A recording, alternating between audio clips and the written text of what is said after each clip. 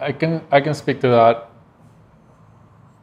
With you, I just as I get to know you a bit more, I have a recurrent sense of bringing this concept of the expression, and you would remember I've mentioned it before, to not throw out the baby with the bathwater.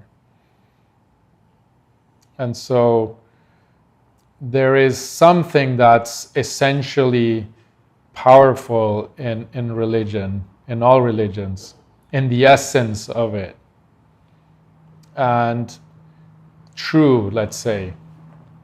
Then it's gotten covered up with so much stuff that the essence is so diluted, it's hard to kind of pick it out. But because we grow up in a certain culture, if we try to deny that or fight it, it's just going to create more problems. So if you try to kind of remove the Christianity from you, it's going to be more chaotic. This is my sense. And so the approach is to understand it and clarify it more deeply. And so what would be the approach is keep praying, because there is an energy and a calling, and prayer is a beautiful thing, and it is very deep, and it is profound, and it can invoke us to shift out of thought, because it is the dialogue with that which is beyond me.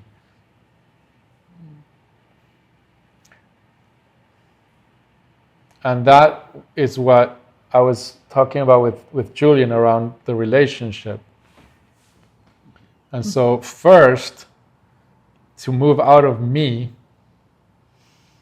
I need to recognize that there is another, truly. Because a newborn or a toddler, once there is a sense of I, there isn't much of an other. And there's remnants of this in adulthood for most people. There is the kind of the not very deep recognition of otherness, the mystery of the other, and that's I'll get to the point of the mystery. And so first we need to get out of our own me-ness, our own mind, which we project onto another. And now God is, in a sense, the ultimate otherness. And so the problem is if we know what God is. And so if in prayer we define that which we're praying to,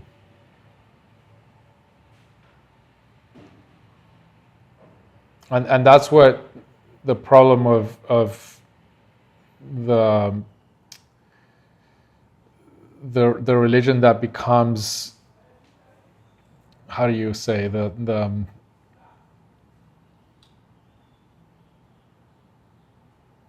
I'm lost. Like Orthodox? Yeah, Orthodox, and there's a word, but I can't remember. When it's moved into an institution, that defines God. And I'm sure you could go into the Bible and find places where it's emphasized that it's not definable, that it's a mystery, but conventionally the mind is going to define God. And then we will relate to and pray to that which is known, which is God. God is this, that. And so the baby that I want to metaphorically keep alive is that true desire to dialogue and pray to dialogue with and pray to. What you can then clarify is when you start to see, and this is the bath water, which you can clear, is when you start to see that there is a concept and a knowing of that which you're praying to. And so to move more towards what you're praying to, which you can still call God, but it's mystery. It's unknowable.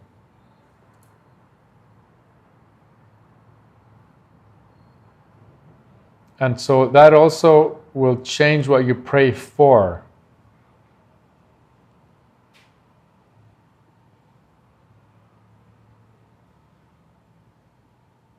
Because if you are understanding God is an entity that will give you or not give you something based on how you behave, which is a knowing of what God is, one form of knowing, right? One form of conceiving, then you will pray and ask for something more according to that. But if that which you're praying for is more of a mystery, then what you pray for starts to become a stranger thing, a more mysterious thing as well. And so the relationship starts to become, in a sense, more real, because it's a relationship with something which you don't know, which is a complete other. Ultimately, you're entering a form of dialogue with reality, and that is now. You don't pray for a God that might exist in the future that doesn't exist now, or a God that existed in the past that doesn't exist now. You pray to now, that which is now. And that which is beyond you and beyond your understanding of what God is.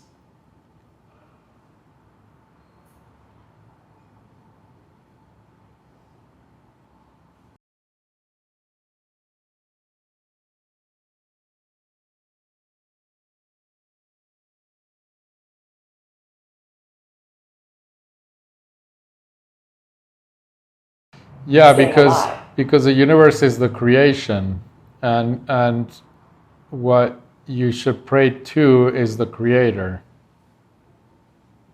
Now, the universe is a mystery. The creator is a greater mystery. So notice you're slipping into knowing what the universe is, what the universe does, how it works. And notice that it is a mystery. And then what you pray for, the praying should be towards the Creator, which is a greater mystery. And so what you need to see and clarify, which is what you want to get rid of, the bathwater, is the knowing, the assumptions and the projections of your knowing and your expectations, what the universe is, how it operates. And the universe, it is the creation.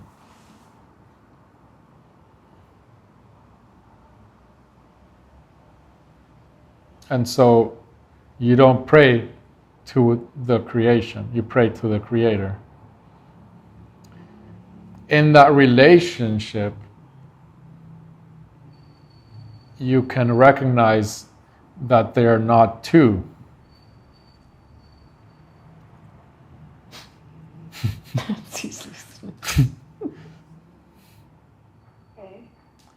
But first, so I'm trying to meet you in the place you are. First, clarify that which you're praying to, and make sure you're praying to the right, which is the mystery of the Creator.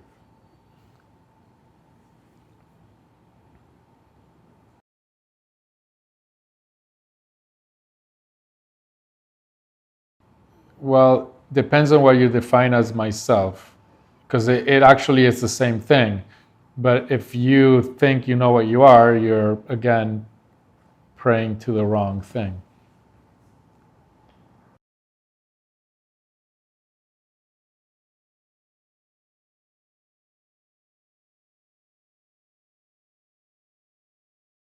Yeah, so two things you said. One is it's out there. That is fine, because until you see that there is no inside and outside, you have to honor your experience. And so your experience is the perception from the point that there is an outside and out there. There is a universe that's separate, you're separate from. And so honor that, respect that, be curious about that. So there's a pointing that there is no such thing, but you don't come to see that by fighting it. You come to see that by recognizing this is my experience. And sure, it sounds or I am told or it seems that I'm misperceiving and misunderstanding, but you have to be completely authentic and honest with what your experience is. And that's the only way more clarity will come. And so that's the where I'm saying keep praying for that which is outside.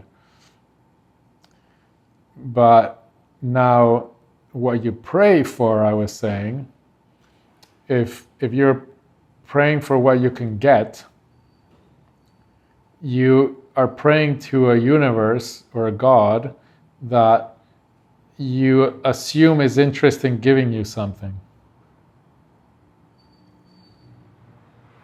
Whereas, for example, just to throw a kind of a stick in the wheel, what if it's interested in what you can give to it? What you can give back to life for giving you life, for example. So what if the God or the universe is saying, pray to me, what do you want to see, how you can give to life for the gift of being given life? And so you could pray, help me see how I can give my gift to life in appreciation for having been given life.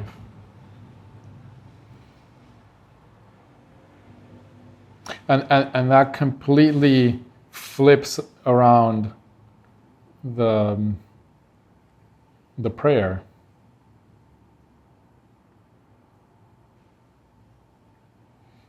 And it shifts the interpretation or the assumption that you need something. Not only that the universe is there to give you something, but the deeper assumption that you are in need of something. What if what you need is to figure out how to give?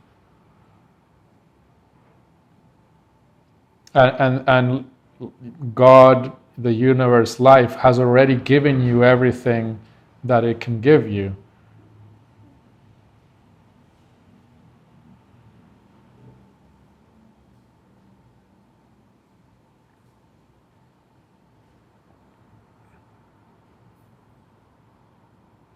And this could sound, it could come across as if it's pointing to